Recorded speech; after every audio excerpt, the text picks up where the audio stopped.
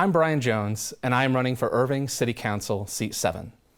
To tell you a bit about myself, I was born and raised in Tulsa, Oklahoma, while my wife, Elena, is from Ecuador.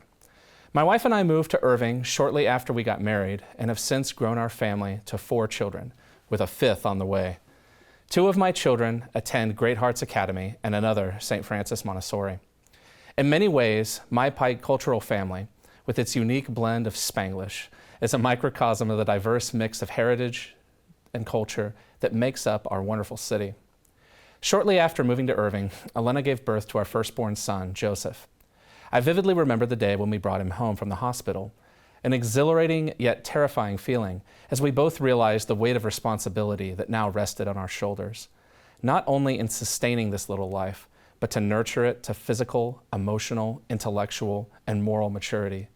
In the hospital, we had doctors and nurses to guide us. Carrying our newborn child across the threshold of our front door signified the moment in which we would truly begin our journey as parents. But not a few moments later, we heard a knock on our door. 2 mothers in our neighborhood had dropped in to congratulate us on the new arrival and deliver food for dinner. Considering that I hadn't even thought about what we would eat that evening, I thanked them profusely for the kind gesture. I will never forget the response. Here, we are serious about helping each other with life, in big and in little things. At that moment, it dawned on me that Irving was truly a special place. As you can likely gather, Elena and I have grown to love the family-oriented community here in Irving and plan to be here for decades to come. I have decided to run for City Council because I want to help make Irving one of the best places in America to raise a family. Right now, Irving is at a crossroads. Without proper leadership, Irving could lose the attributes that make it a friendly and inviting place for families. As a father of young children, I have a vested interest in the development of our city because the future of Irving and the future of my family are intertwined. The quality of Irving's neighborhoods, housing, schools, libraries, police, and fire departments will ultimately determine whether Irving will remain a community where families can thrive. One of Irving's most pressing challenges is the ongoing push to develop high-density housing. As the population of DFW continues to grow, close to 60% of residences in Irving are apartments and multifamily units, and 1/3 of Irving residences are owner-occupied. This is a concerning development, as we want the lion's share of Irving citizens to have a long-term interest in the development of our city. While it may take years to reverse this trend, we must start the process now. The city of Irving must focus on developing new neighborhoods that are suitable for families while protecting the characters of existing neighborhoods. Along these same lines, Irving must strive to incentivize owner occupancy.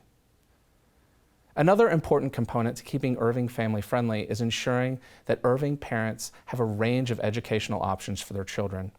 Irving is one of the most diverse cities in the United States, and its approach to education should reflect that diversity.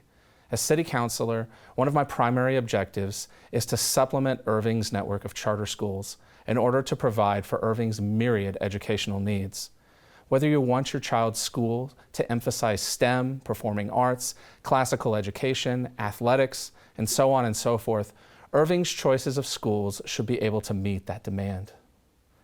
Of course, a key asset to any city is the quality of its police and fire departments.